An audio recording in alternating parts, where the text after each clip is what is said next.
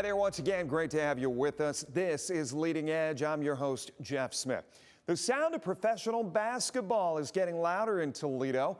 The Glass City Wranglers are gearing up for another season, and they've got some big changes coming their way, including a new home right in the heart of downtown at the Glass City Center. Here is some of my conversation with Josh Radtkin and Terry Awls.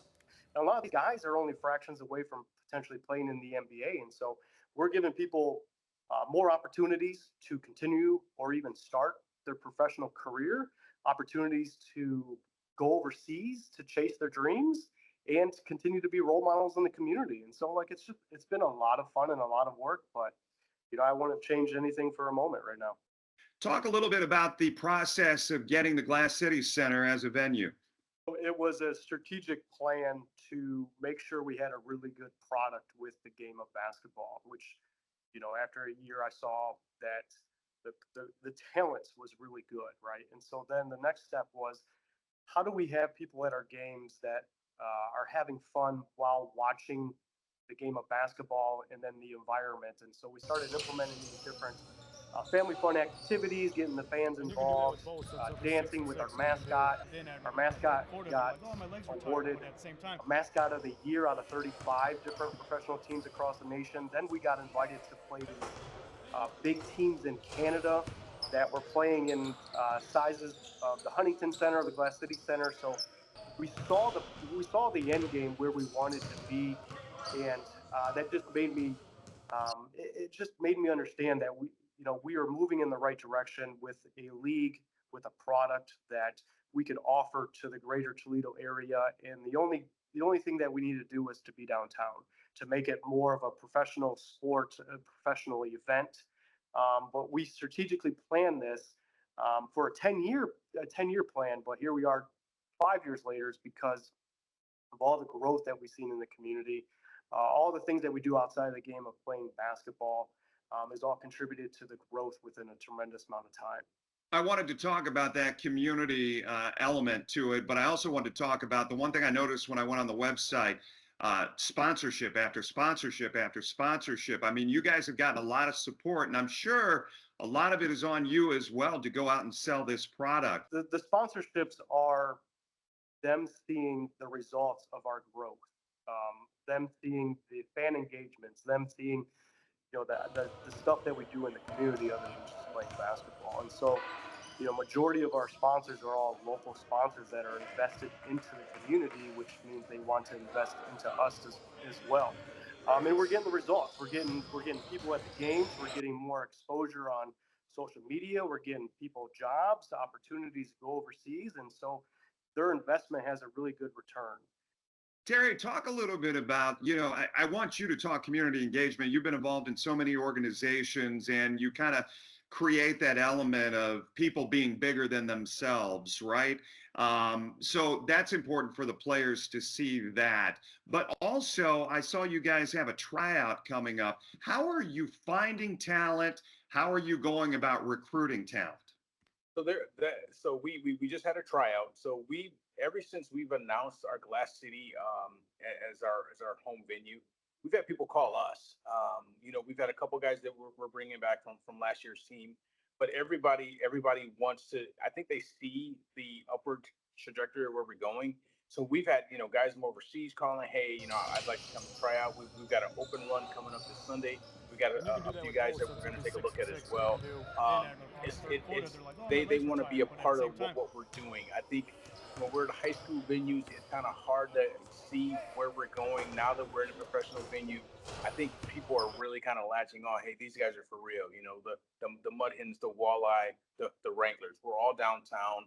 There's a lot of things to do down in that area, and I think it makes us an attractive product, especially since we're a family fun event. And when people come to our games, like Josh said, you don't have to like basketball, but you're going to go away thinking, man, I had a great time. You know what the score was? I don't know what the score was, but I really had a great time. I'm coming back next week. So it's one of those things. It's family fun entertainment. Our season starts in February, so the Walleye will be winding down. So we're going to be one of the main attractions in downtown Toledo come next year. Terry, as assistant coach, and what is the message you're trying to drive into these players about being members of the community? We're from the 419 area. I bleed Toledo, from East Side. Shout out to my 05ers over there. We're just, and I think if you're connected to the community connects back to you. I mean, I've been doing community work, all my life. It's all I know how to do. And I think with this new, I guess it's a rebirth. We're downtown area. We're in the community. Like we did a lot of community stuff last year. This year, we're very going to be intentional about making sure we connect to the community. We already had a meeting with Dr. Duran about having the schools there, and we just, we want them to be, we want to be their team. We're from Toledo. We want to be your team. Come visit us. We'll come visit you at your school or something like that. So we've got a huge event coming up next year that we're going to do here at the Hollywood Casino. We're going to have a golf outing next year. So those are things that we really want to be intentional about, going to different schools and going to the Y, going to the Boys and Girls Club. Those things are near and dear to both of us, because we want, I think if it's just about basketball, we're not connecting to the community, there's going to be a disconnect. So we were intentional about making sure we connect. Once again, games start in February. Tickets start at $15. Stay right there. A special conversation right after this. Welcome back. I celebrate 30 years in broadcasting in December. After graduating from Indiana University back in 1995, I returned home to Sylvania and began a mad, frenzied dash to find a job. And after what seemed like a long fall and a stressful start to the winter, I got the call and will be forever grateful to my next guest who gave me that first job. This is some of my conversation this week with my former boss, a fellow journalist and a semi-retired journalism professor, Mike Conway. We talked about the business and about getting hired.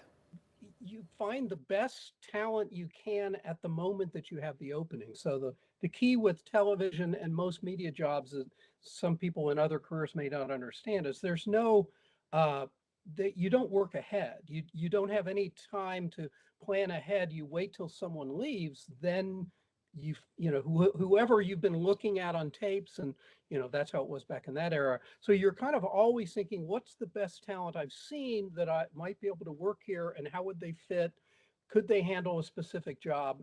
And that's really what I was doing. And because in that era, we didn't have contracts except for anchors. So there was a lot of people coming and going all the time. So it was really me having some people, okay, I'm thinking about, but would they fit here? That's kind of how I did my hiring. And a lot of it was for the entry-level jobs, as you know, it was right out of school. I hired a lot of students right out of school, such as yourself. So that's kind of, how it came together for all the people that I hired when I was there.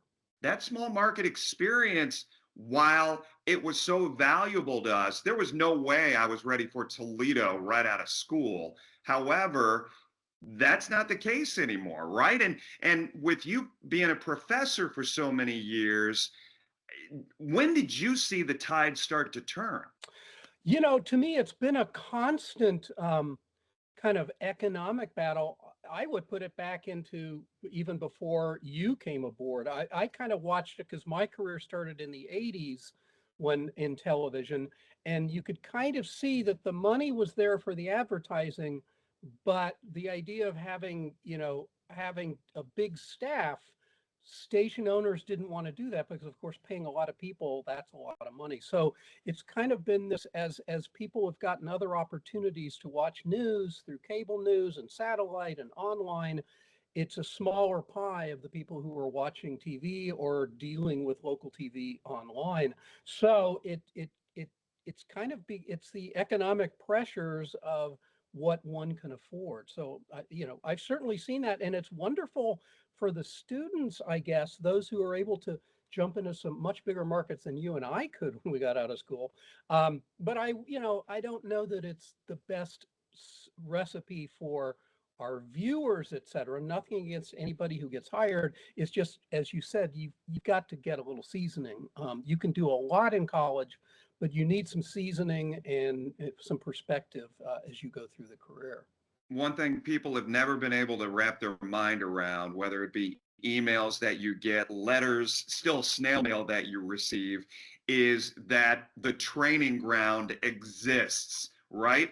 And how did you find the patience? Where did you find the understanding that I need to be so patient in this job, giving this young green reporter the time to find their legs, and how much rope do you give as a news director? It's funny that when I got into management, I was in Traverse City. Then later had the same type of job in Erie, Pennsylvania. So kind of these beginning entry level markets. You have to, because that's all you got. And all of us who are in journalism, we all started out. So it was interesting to watch, a little painful, because most reporters would come out of school, and as you know, the field of public relations is a much better paying job, a lot more experience. So for the first few months, the PR people were pretty good at playing the new reporters because they didn't know yet.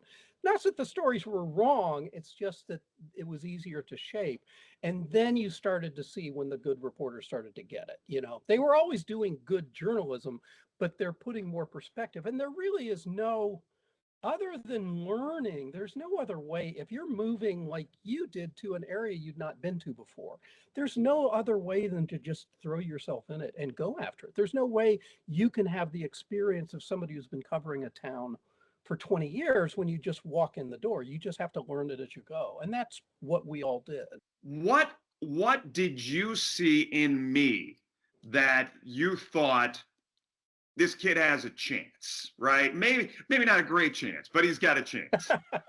Well, it's what what I kind of remember, like I said, in a station that small, as the news director, I did not, as you probably remember, I had no support staff. I had no secretary. I had no assistants or anything. So it really was all on me, and keeping the news on the And you had an air. office door that continually hit the desk out in front of that office. Yes, it did. So I had to do the stuff like hiring new people. I had to do that like on weekends and at night and stuff like that. So I had to come up with a system where I was looking, mostly in that era. You guys would send me videotapes, and I would just have a stack of people that I thought had potential. And then I'm kind of all the time making reference calls. And so the one thing I remember sticking out about you was you're from Indiana University, which was my alma mater. And I believe you're the only IU person I ever hired in all my news director years for whatever reason. I don't know why that was, but you were the one. So I remember going, oh man, I'd love to get another Hoosier up here. And that's kind of what I remember. And the idea, as you know, that this job that you were just explaining, one of the extremes, it's a very difficult job when you're shooting your own video. People don't remember how heavy that equipment was. You're by yourself, you're driving through these snow plowed or non-snow plowed roads all by yourself.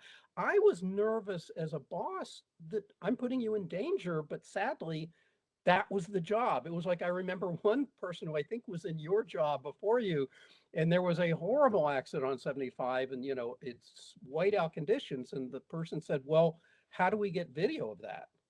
And I said, you have to go there and get it. It's like, well, it's unsafe. I said, that's what we do. And I, to me, that always kind of kept me up at night. Like, is this fair? Especially since we didn't have two-person crew. So you really were alone most of the time. So those are things that I still think about, but sadly, that's what we all signed up for. And hopefully it made us all better, but it was a tough run, those first jobs. My conversation continues now with professor and author Mike Conway. He gave me my first job in TV news 30 years ago next month. We talked the industry and where it's going. Very difficult, as you know, a very difficult career. You just have to be on your toes at all times because the workload just keeps coming and you've got to get the visuals, et cetera. So it's, once again, I think back to those days, and it's certainly different now with the different types of equipment, but it still is the same kind of skill set. You got to be very independent.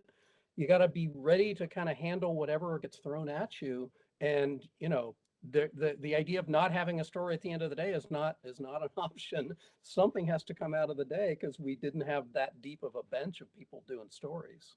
When you try to, we've always been kind of pigeonholed with saying our job is to dumb down the material, or we've heard that said of our responsibility as journalists. But it's such an unfair treatment of the way we go about communicating. And I was interested in your take on just the way we go about fine pointing and cutting the extra from communication, right?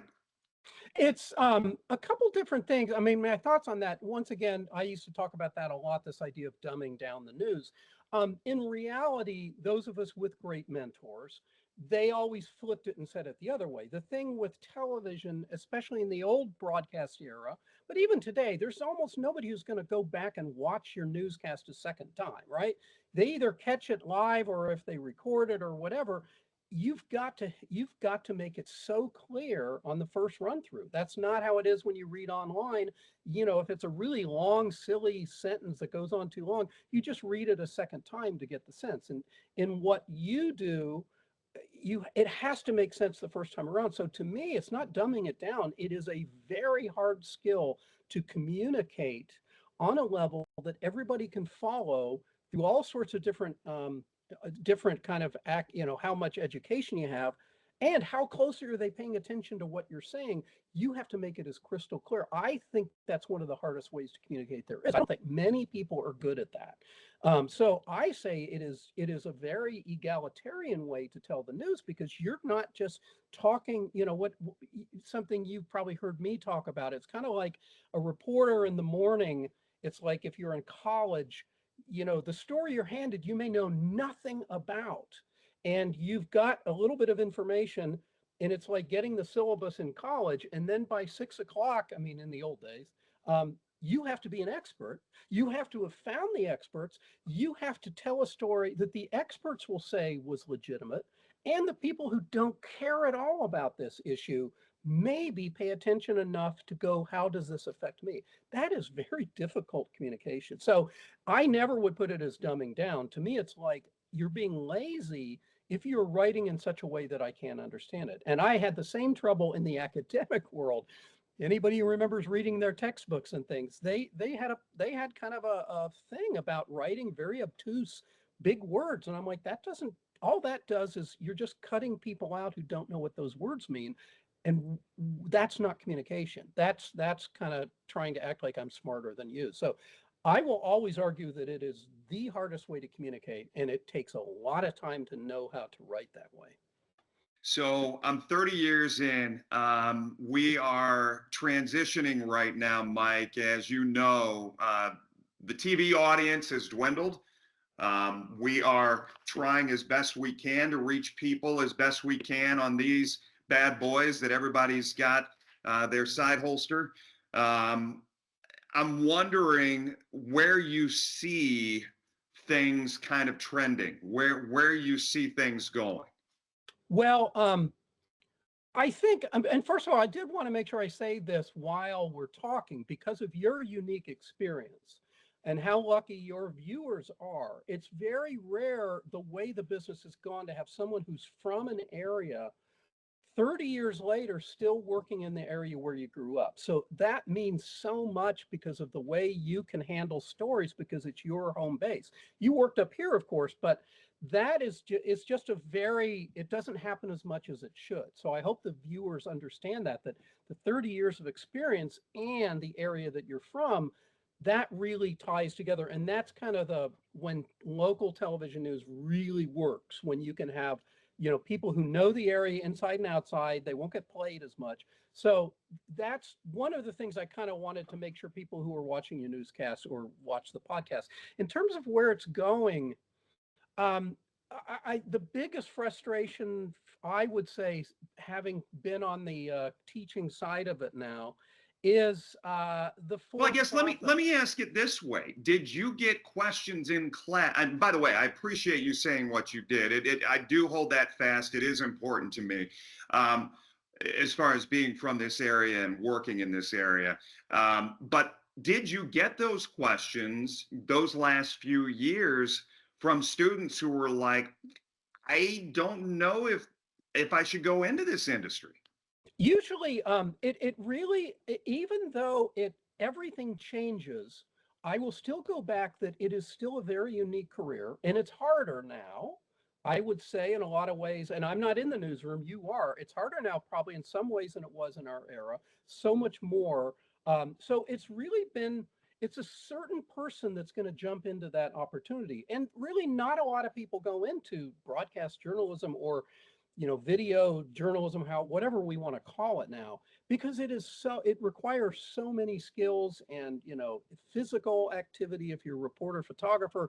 So it's more, what worries me is there's so much talent in the field of what we used to call broadcast news. And there's no, we don't have the financial model to hire the people that would do those jobs. And so, and really this was the same in our era too. Many of the best students, after about a year in the business, they go to something else because it's hard, it's long hours, you don't get vacations or weekends off. And people go, why, you've got to really want to do that.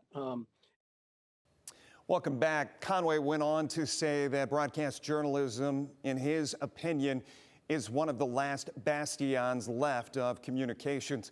We hope you've enjoyed this episode of Leading Edge. If you want to reach the show with comments, ideas, suggestions, just send us an email. It's leadingedge, all one word, at WTOL.com.